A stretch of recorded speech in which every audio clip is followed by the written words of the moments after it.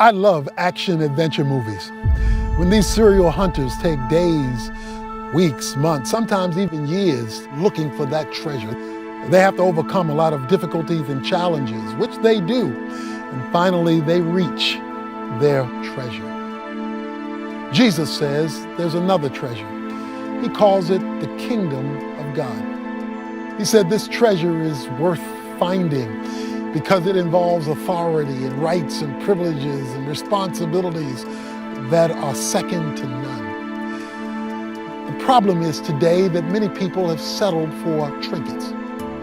A treasure's worth fighting for, but when you just settle in, then you live an ordinary life, never discovering this special thing that God has offered to us all. Jesus himself said in Matthew chapter 13, verse 44, that this treasure, this kingdom of heaven, is a treasure like one that's hidden in a field. It's worth searching for, digging out, because it has so very, very much to offer.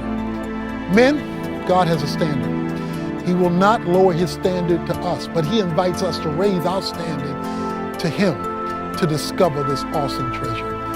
But so many men, having lowered the standard, are living with scars. And the scars are everywhere, not only in their lives, but in the lives of those they touch.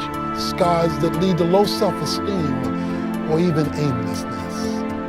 And it is a direct result of the abuse or neglect of biblical manhood. That must change. Yet it cannot change unless men raise the standard to where God originally placed it. Men, we've got to raise the standard and remind ourselves of manhood as God originally intended it to be.